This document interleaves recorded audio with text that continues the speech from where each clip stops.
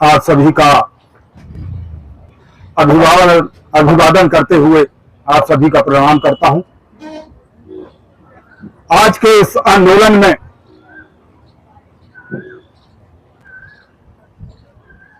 इस आंदोलन की आवश्यकता क्या है, इस बात पर जहां जहां तक मेरी आवाज पहुंच रही है उसका चिंतन होना चाहिए। भारत का संविधान का जब निर्माण हुआ, इसकी आवश्यकता क्यों हुई? इसमें विभिन्न अनुच्छेद, चाहे अनुसूचित जाति के लिए हो, चाहे अनुसूचित जनजाति के लिए हो, चाहे अन्य पिछड़ा वर्ग के लिए हो, और चाहे इस भारत में रहने वाले अन्य अल्पसंख्यक वर्ग जो है उनके लिए अनुच्छेद जोड़े गए। वो क्यों जोड़े गए?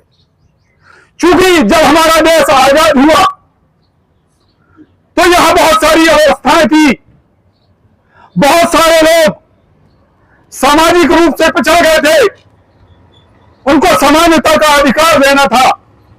इसलिए बाबा साहब ने सभी लोगों को, इस देश के एक एक जन के लिए उन्होंने सोचा और उसमें अनुच्छेद जोड़े गए। क्या कारण है कि भारत में संविधान बनने के बाद, संविधान लागू होने के बाद जो वंचित लोग हैं, चाहे अनुसूचित जाति के लोग हों, चाहे अनुसूचित जनजाति के लोग हों, और चाहे अन्य पिछड़ा वर्ग के लोग हों, चाहे अल्पसंख्यक वर्ग हो, उन्हीं लोगों को आज भी संघर्ष क्यों करना पड़ रहा है? जिनको बाबा साहब ने अधिकार दिया, इस बात का चिंतन करने की आवश्यकता है। बाबा साहब ने अधिकार दे दिया, लेकिन वो अधिकार हमें मिले क्यों नहीं? इस बात का हमें चिंतन करना पड़ेगा। और मैं इस देश के एक एक अधिकारियों से कहना चाहता हूं कि आप यदि आज यहां पर वर्दी में खड़े हैं तो संविधान के कारण खड़े हैं और बाबा साहब के कारण खड़े हैं। इसलिए ये वंचित लोगों को आपको सहयोग करना चाहिए। बाबा साहब ने जो अधिकार दिया है उसके कारण आपने वर्दी पहना है। यदि मैं आज एडवोकेट हूं तो बाबा साहब के कारण हूं। बाबा साहब ने मुझे अधिकार दिया है।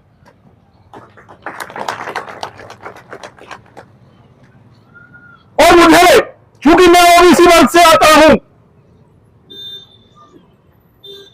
मैं धिक्कारता हूं ओबीसी वर्ग के लोगों को जो आज भी अपनी लड़ाई से वंचित है और लड़ाई लड़ने से बचते हैं।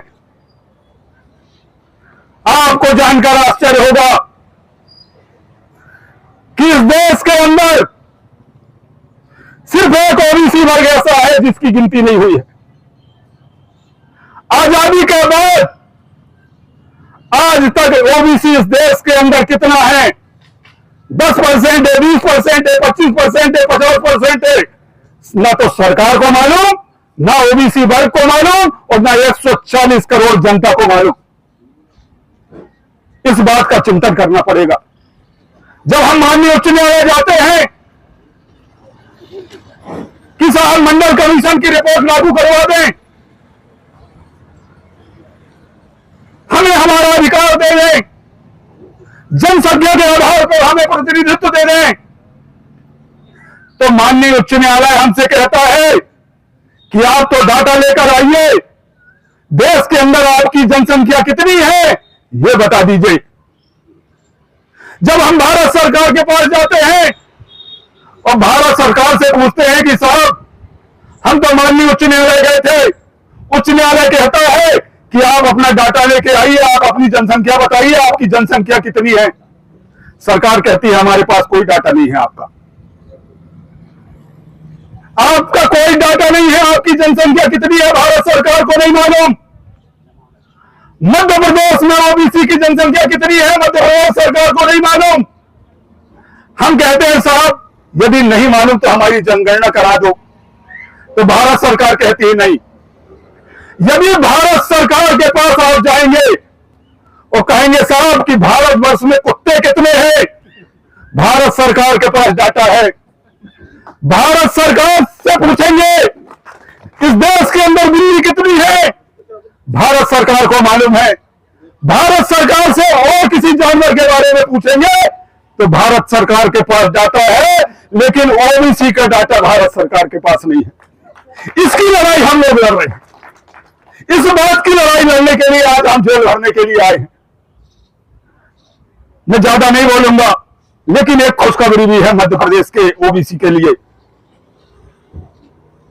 परसों के दिन माननीय उच्च न्यायालय का एक आदेश हुआ है कि मध्य प्रदेश के अंदर षड्यंत्रपूर्वक जो 27% आरक्षण हमारे ओबीसी को बच्चों को मिलना चाहिए था, पूरे देश में 27% आरक्षण है, लेकिन मध्य प्रदेश के अंदर षड्यंत्र करके उस 27% में से 14% होल्ड कर दिया गया था। माननीय उच्चतम न्यायालय ने कहा है कि नहीं, इसमें कोई रोक नहीं है। और मैं इस मंच के माध्यम से मध्य प्रदेश सरकार से कहना चाहता हूं कि माननीय उच्चतम न्यायालय ने जो आदेश किया है, अगली भर्ती जो भी आप करना चाह रहे हैं, उसमें 27% आरक्षण हमारे ओबीसी के बच्चों को हर क्षेत्र में मिलना चाहिए। हालांकि मैं एक बात और भी कहना चाहता हूं कि निश्चित रूप से इसमें अभी षड्यंत्र बाकी है। ये लोग कोई ना कोई षड्यंत्र करके और अभी फिर उस 14% को होल्ड करवाएंगे, लेकिन हमारा संघर्ष जारी है, संघर्ष जारी रहेगा। जय हिंद, जय भारत। इसमें ओबीसी समुदाय को लेकर के कौन सा बड़ा ऐसा मैसेज है जो कि आप ज्ञापन में शामिल हुए? इसमें भारत का संविधान लागू होने के पश्चात से इस देश में लगभग 55% जो ओबीसी वर्ग है, उसकी मांग चली आ रही है कि 1931 के बाद इस देश के अंदर ओबीसी की जनगणना नहीं हुई। भारत के स्वतंत्र होने के पश्चात से मतलब इस देश में ओबीसी के जातिगत जनगणना नहीं हुई। विभिन्न तरह से आंदोलन हो रहे हैं, मांगे चल रही है, लेकिन जितनी भी सरकारें आई अभी तक उनने जातिगत रूप से जनगणना नहीं कराई। इसका दुष्परिणाम ये है कि भारतवर्ष में ओबीसी को कहीं भी जो निश्चित प्रतिनिधित्व है वो नहीं मिल पा रहा है। यदि इस देश में जातिगत जनगणना हो जाए और ओबीसी की जानकारी लग जाए कि कितनी जनगणना है, उस हिसाब से हमारे बच्चों को राजनीतिक रूप से, सामाजिक रूप से हमें हर जगह प्रतिनिधित्व मिलने लगेगा। इसलिए अनेक समय से ये मांग चल रही है और आज का जो आंदोलन है, ओबीसी वर्ग ने प्रमुख रूप से ये मांग की है कि हमारी जातिगत जनगणना होना चाहिए और इस देश के अंदर जिसकी जितनी संख्या है उस आधार पर उसको प्रतिनिधित्व मिलना चाहिए। इसलिए आज ओबीसी महासभा भी इसमें शामिल हुई है। मैं एडवोकेट संजय चौरसिया, ओबीसी महासभा मंडल।